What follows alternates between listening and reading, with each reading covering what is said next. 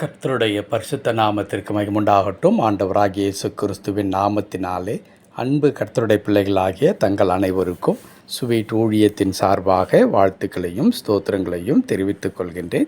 நீதிமொழிகளின் புத்தகம் 29ஆம் அதிகாரம் 25வது வசனம். நீதிமொழிகள் 29ஆம் அதிகாரம் 25வது வசனத்தின் 2வது பகுதி. கர்த்தரை நம்புகிறவனோ உயர்ந்த அடைக்கலத்திலே வைக்கப்படுவான். கர்த்தரை நம்புகிறவனோ உயர்ந்த அடைக்கலத்திலே வைக்கப்படுவான். என் அன்பு கடவுளுடைய பிள்ளைகளே, இயேசு கிறிஸ்துவை பின்பற்றுகின்ற ஒரு வாழ்க்கை, ஒரு தீர்மானம், ஒரு முடிவு என்பது ஏதோ ஒவ்வொருவர் ஒவ்வொரு பாதையை தெரிந்து கொள்ளுகிறார்கள். அவ்விதமாக நாமும் ஒரு பாதையை தெரிந்து கொண்டு இந்த பாதையிலே நாம் பயணிக்கின்றோம் என்று சொல்லி பயணிக்கின்ற ஒரு பாதை அல்லவே அல்ல. ஆனால் மேலோட்டமாக வெளியே பார்க்கும்பொழுது அப்படித்தான் இருக்கும்.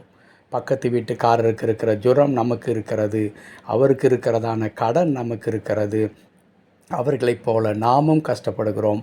குடும்பங்களிலே சண்டைகள் வருகிறது, பிரச்சனைகள் வருகிறது, பலவிதமான குழப்பங்கள். பக்கத்து கதவுக்கும் நம்முடைய கதவுக்கும் ஒரு பெரிதாக வித்தியாசம் இருப்பது இல்லவே இல்லை. ஆனால் அதே நேரத்தில் ஒரு மாபெரும் மாற்றம் நமக்கு தெரியாமலே நம்முடைய வாழ்க்கையில் அது நடந்து கொண்டே இருக்கிறது. அது என்ன? கடவுள் நம் ஒவ்வொரு வாழ்க்கையையும் தீர்மானித்து ஆண்டவர் அதை அற்புதமாக நடத்தி நம்மை ஒரு மிகுந்த உயரத்திற்கு அல்லது ஒரு ஆசீர்வாதத்திற்கு நேராக நம்மை அழைத்து செல்லுகின்ற ஆண்டவராக இருக்கின்றார். ஆம், அன்பு கடவுளுடைய பிள்ளைகளே, அது ஒருவேளை அந்த கிறிஸ்துவை ஏற்றுக்கொண்ட அந்த குறிப்பிட்ட மனிதனுடைய தலைமுறையிலேயே அது நடக்காமல் கூட இருக்கலாம். ஆனால் அதை தாண்டி அவருடைய பிள்ளைகள், அவர் தம் பிள்ளைகள் என்று அவருடைய சந்ததியை நீங்கள் உற்று நோக்குவீர்களானால் அவர்களுடைய சந்ததி என்பது அந்த எங்கே துவங்கினார்களோ அந்த இடத்திற்கும் அல்லது ஒரு 3-4 தலைமுறை தாண்டி அவர்கள் இருக்கின்றதான அப்படிப்பட்ட உயர்வுக்கு சற்று கூட பொருத்தமில்லாத வண்ணமாக இருக்கும்.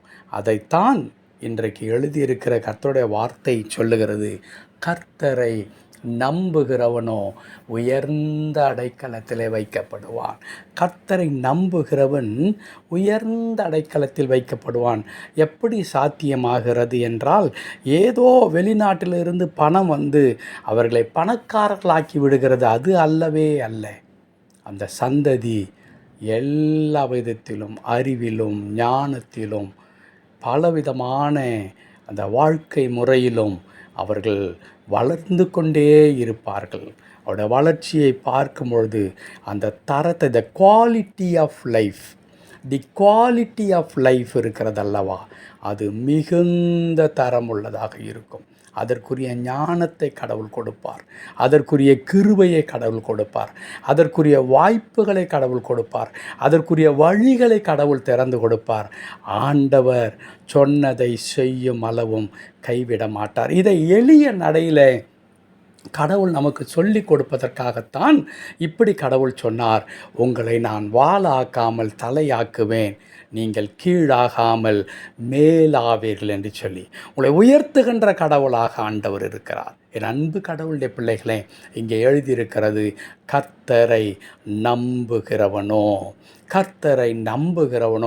அப்படியானால் நம்முடைய வாழ்க்கையில் இருக்கிறதான எல்லா விதமான நெருக்கடிகள், பாடுகள், பிரச்சனைகள், போராட்டங்கள் எல்லாவற்றின் மத்தியிலும் ஆண்டவர் மீது வைத்திருக்கிற அந்த நம்பிக்கை இருக்கிறதே, அந்த நம்பிக்கையை தொடர்ந்து நாம் பற்றி கொள்ள வேண்டியவர்களாக நாம் இருக்கிறோம்.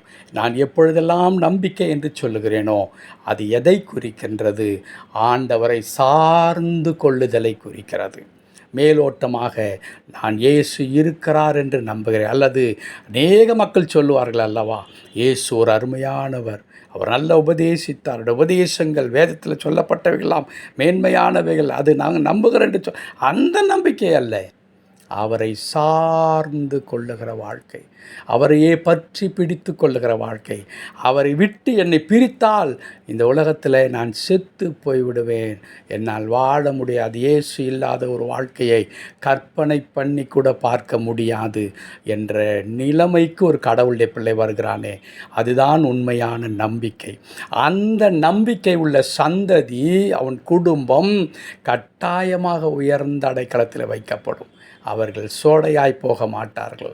அவர்களுக்குரிய எல்லா ஆசீர்வாதமும் அதினதி நேரத்திலே கொடுக்கப்படும். ஆகையால் அன்பு கடவுளுடைய பிள்ளைகளே, உங்களுடைய வாழ்க்கை, உங்களுடைய எதிர்காலத்தை குறித்து கவலைப்படாதிருங்கள்.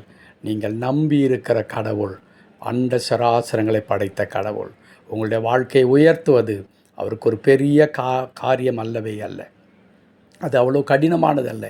நீங்கள் எதிர்பார்க்கிற, நீங்கள் விரும்புகிற வாழ்க்கை உங்களுக்கு கொடுப்பது அவ்வளவு பெரிய கடினம் அல்லவே அல்ல. ஒரே ஒரு வார்த்தையில் ஆண்டவர் அதை செய்து முடிப்பார். தொடர்ந்து அவரை பற்றி கொள்ளுங்கள். கர்த்தர் தாமே உங்களை அதிகமாய் ஆசீர்வதித்து வழி நடத்துவாராக. ஆமேன், ஆமேன்.